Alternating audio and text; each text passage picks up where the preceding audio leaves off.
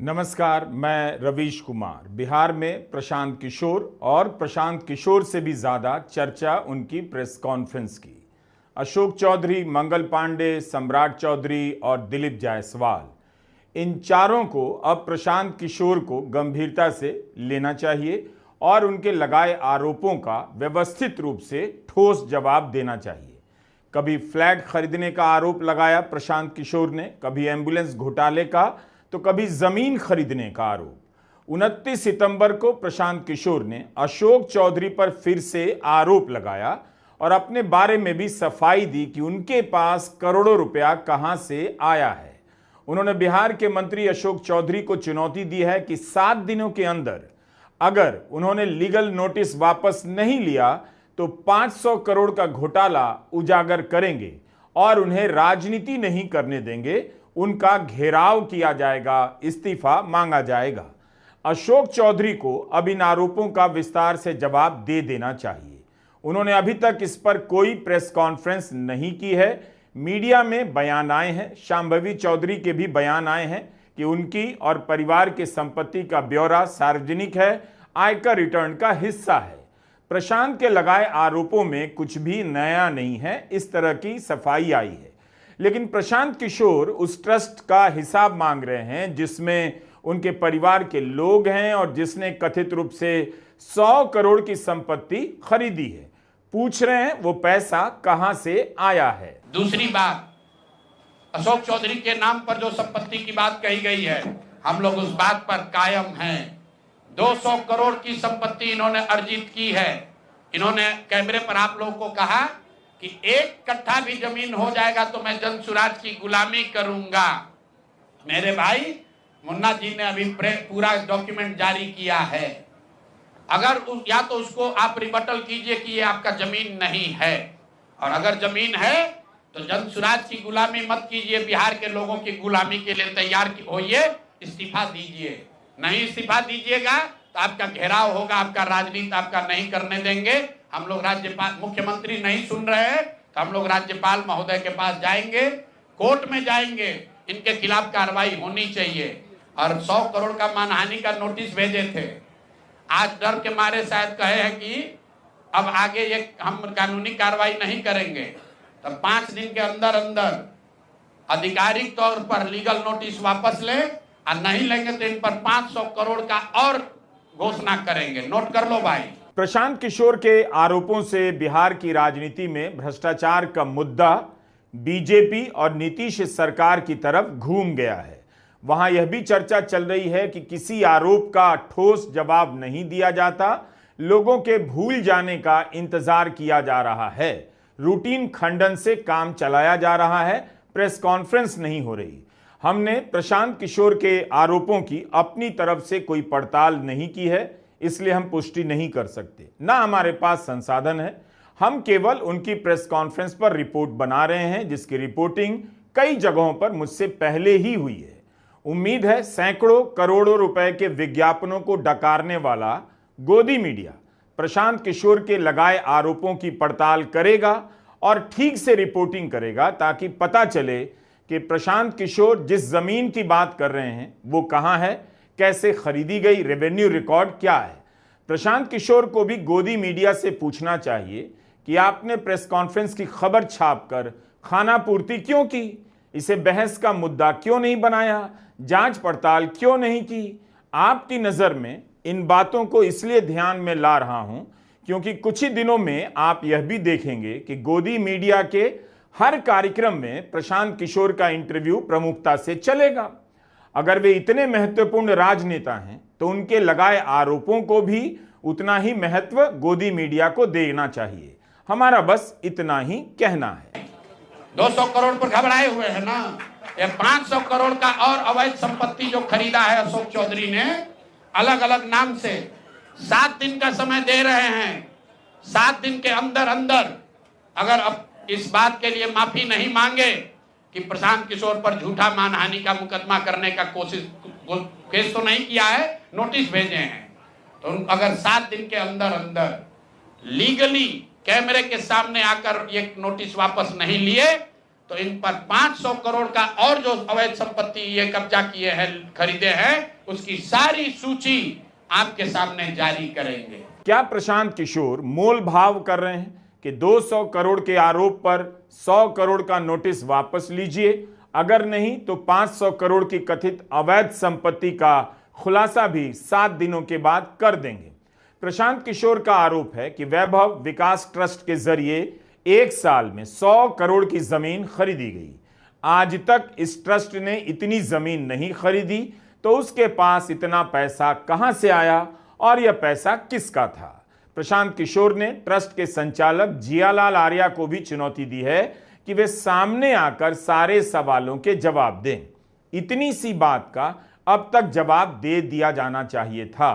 मैं अभी आपके सामने चुनौती दे रहा हूं, वैभव विकास ट्रस्ट से न्यास से लोग आकर ये बताएं कि पिछले 1-1.5 साल में 100 करोड़ से ज्यादा की संपत्ति पटना में उस न्यास के माध्यम से कैसे खरीदी गई है। उसमें मुख्य सचिव, यहां बिहार के मुख्य सचिव जो हैं, उनके परिवार की महिला हैं, तो अभी इनकी जिम्मेवारी है। मुख्य सचिव यहां पर प्रत्यय अमृत हैं, इनकी सास हैं, मुन्ना जी इनकी सास है, प्रत्यय अमृत की सास है, इनकी सासू मां है, और जियालाल आर्य जी और अनीता कुणाल, ये तीनों लोग बताएं।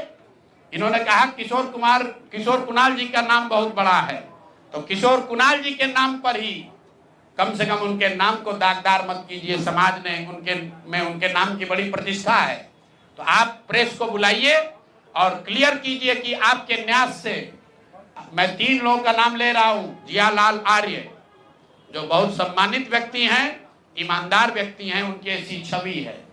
दूसरा अनीता कुणाल जी जो किशोर कुणाल जी की पत्नी है, और तीसरा यहाँ के मुख्य सचिव की सासू मां। ये तीनों लोग बताएं कि न्यास में 100 करोड़ से ज्यादा की संपत्ति खरीदने का पैसा कहां से आया है। जन सुराज नई पार्टी है। प्रशांत किशोर की प्रेस कॉन्फ्रेंस ने हलचल तो पैदा की है। उनके पास कागज किस तरफ से आ रहे हैं वही जानते होंगे, लेकिन यह बिहार की राजनीति का दिलचस्प समय है। बीजेपी के मंत्रियों के खिलाफ भी कागज पहुंच जा रहे हैं और जदयू के मंत्री के खिलाफ भी आ जा रहे हैं। चुनाव के समय राजनीति अपना खेल करती है, लेकिन सैकड़ों करोड़ रुपए के घोटाले को आप राजनीति कहकर खारिज नहीं कर सकते। इसलिए अशोक चौधरी को अब प्रेस कॉन्फ्रेंस करनी चाहिए। अगर प्रशांत किशोर की बात वे नहीं सुन रहे हैं तो जदयू के प्रवक्ता नीरज कुमार की बात उन्हें सुन लेनी चाहिए। कुछ दिन पहले नीरज कुमार ने कहा था, जिस पर आरोप लगा है उसे सामने आकर जवाब देना चाहिए। पार्टी के प्रवक्ता हैं नीरज कुमार। क्या पार्टी अशोक चौधरी से किनारा कर रही है या नीरज कुमार किनारे हो रहे हैं?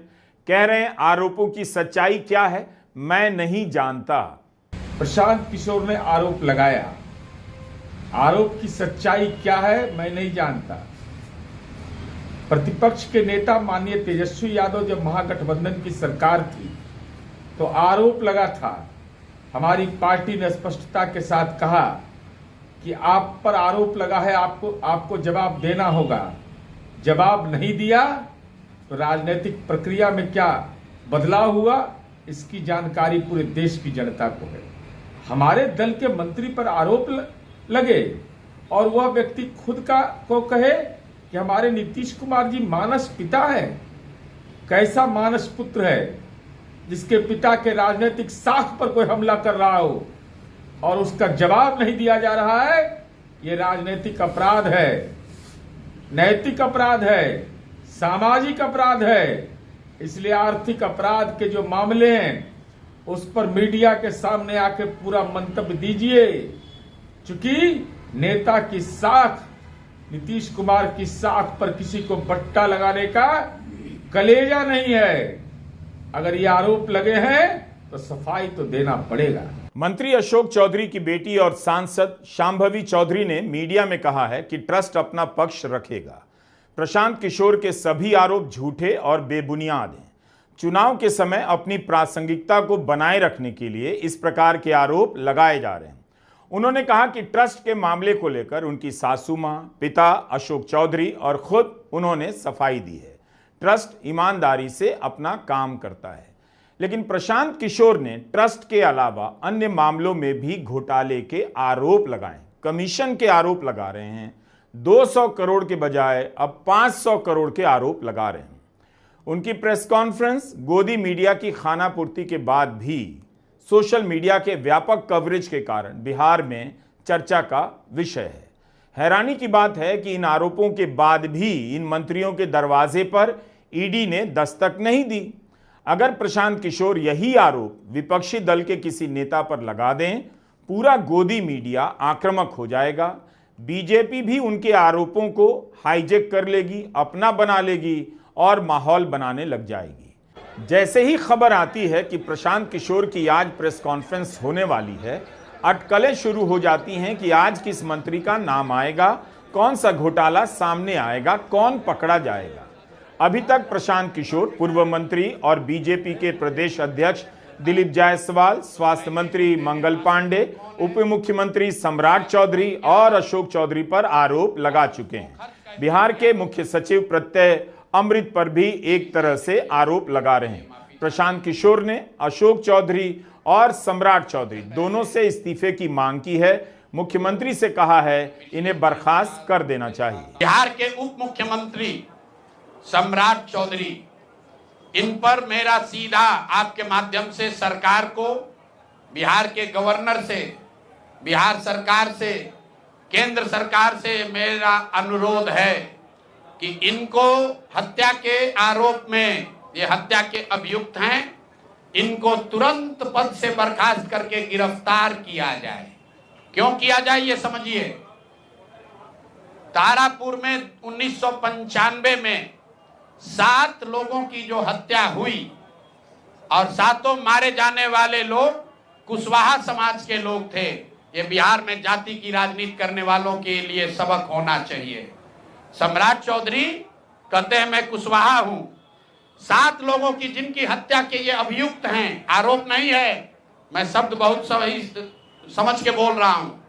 7 लोगों की हत्या के अभियुक्त राकेश कुमार उर्फ सम्राट कुमार मौर्य उर्फ Samrat Choudhary, Tarapur case number 44/1995, note कर लीजिए।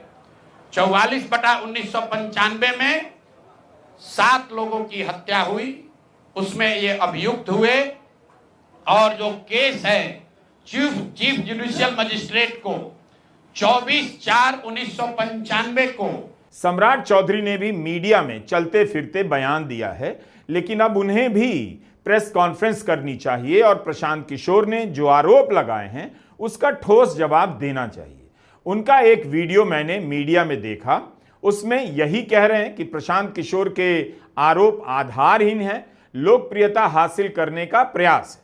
मीडिया रिपोर्ट में इसी तरह एक और बयान छपा है कि प्रशांत किशोर का नाम लिए बगैर सम्राट चौधरी ने कहा है कि कुछ लोगों के पास कुछ नया नहीं है, उनके पास कोई काम भी नहीं है, कोई मुद्दा नहीं है, तो बेचारे आजकल खोजी पत्रकार बन गए हैं। कुछ बातें उचित फोरम पर होती हैं, अपने भ्रष्टाचार को बचाने के लिए दूसरे पर थोपने का प्रयास कर रहे हैं।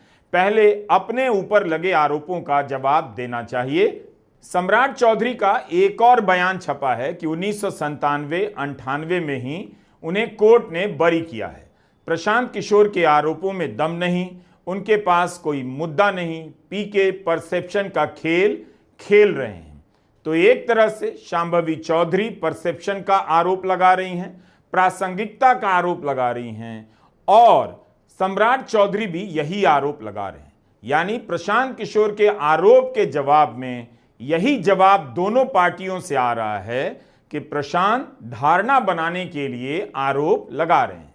सम्राट चौधरी का यह कहना कि उनके ऊपर लगे आरोप सार्वजनिक हैं, उन्हें यह बताना चाहिए कि क्या उम्र के कारण उन्हें राज्यपाल ने मंत्री पद से बर्खास्त किया था? क्या उन्होंने खुद को नाबालिग बताकर कोर्ट से हत्या के मामले में जमानत ली थी? क्या यह सही नहीं है कि इसी आधार पर उनके चुनावी हलफनामे को रिटर्निंग अफसर ने रद्द कर दिया था? क्या यह सही नहीं है कि विधायक बनने के बाद उनके खिलाफ सुप्रीम कोर्ट में केस हुआ? इन सब का हवाला प्रशांत किशोर दे रहे हैं। अब मैं क्यों कह रहा हूं कि इनको आज अरेस्ट करना चाहिए, क्योंकि 2020 का जो सम्राट चौधरी ने अपना इलेक्शन एफिडेविट दिया है, इसमें अपना उम्र इन्होंने बताया है 51 साल। ये सम्राट चौधरी का इलेक्शन एफिडेविट है। इन्होंने अपना उम्र बताया 2020 में 51 साल। इसका मतलब है कि 2020 माइनस 26, तो 1995 में इनका उम्र था 25 साल, 26 साल।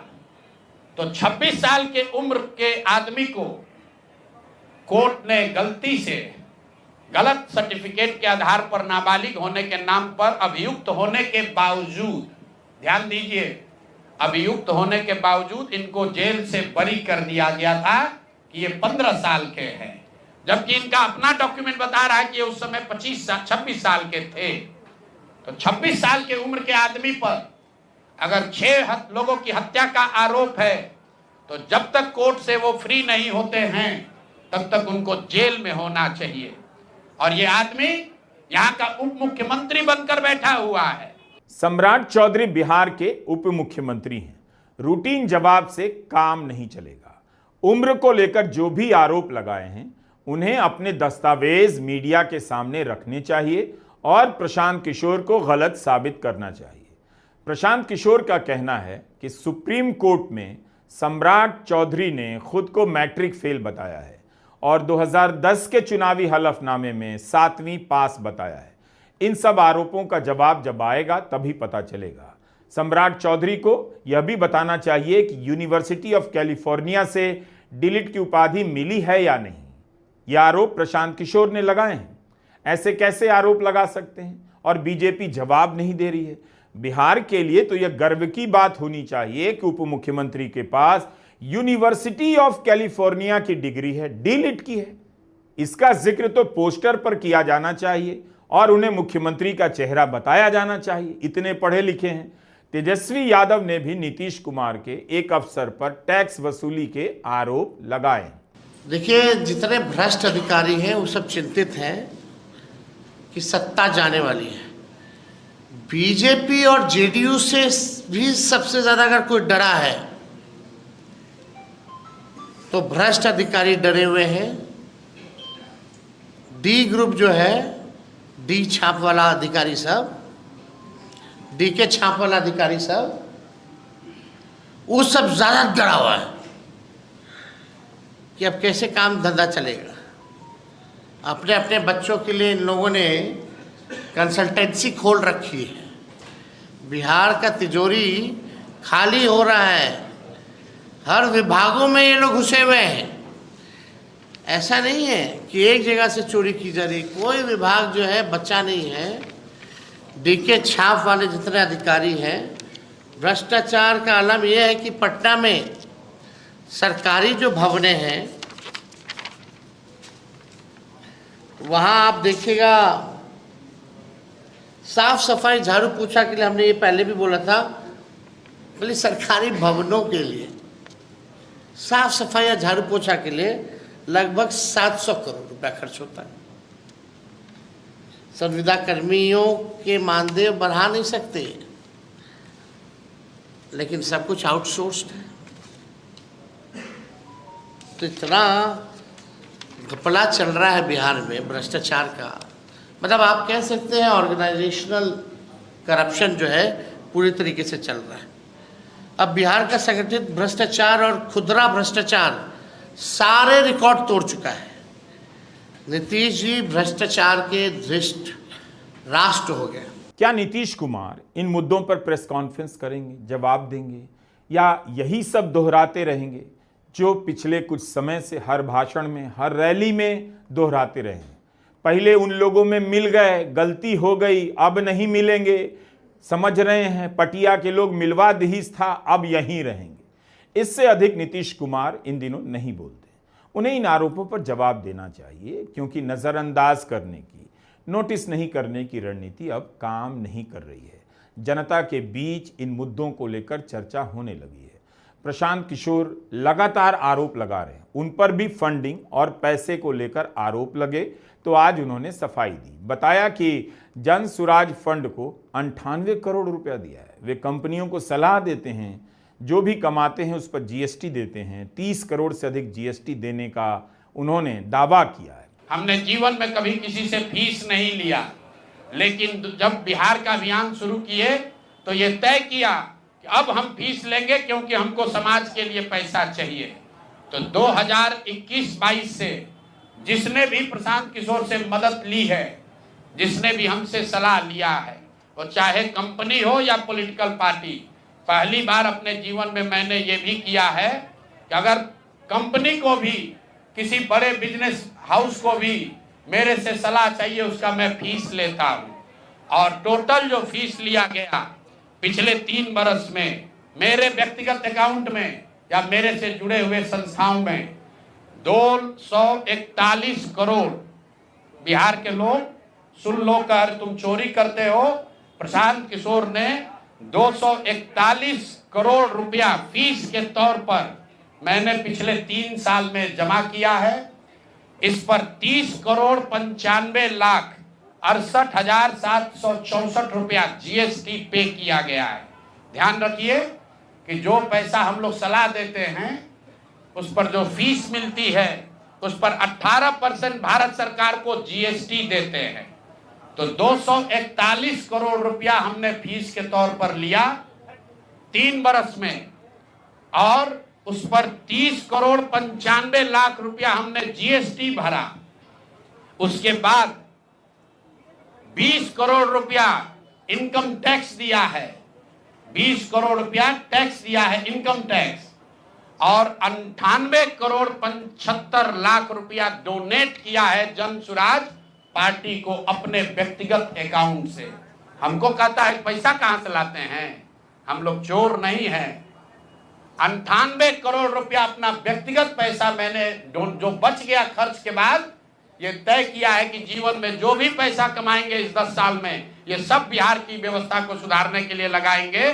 तो 241 करोड़ रुपया में, फिर से नोट कर लो भाई, आगे सवाल जो पूछ रहे हैं, 30 करोड़ 95 लाख 68,764 रुपया जीएसटी दिया, 98 करोड़ रुपया पार्टी को डोनेट किया, बाकी पैसा खर्च के बाद जो बचा उस पर 20 करोड़ रुपया इनकम टैक्स भरा है।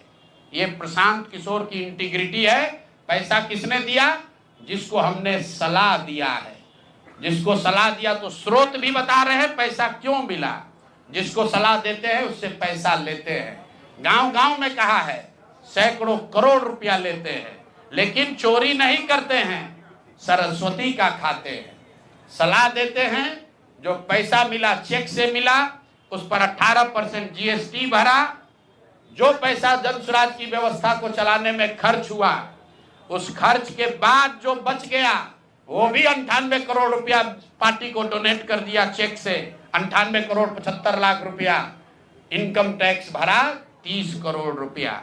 चुनाव के समय हमने यही देखा है कि विपक्षी दलों के खिलाफ ईडी काफी सक्रिय हो जाती है, छापे मारने में, गिरफ्तार करने में, और यह सब काम कई राज्यों में चुनाव के शुरू होने से 1 साल पहले ही चालू हो जाता है।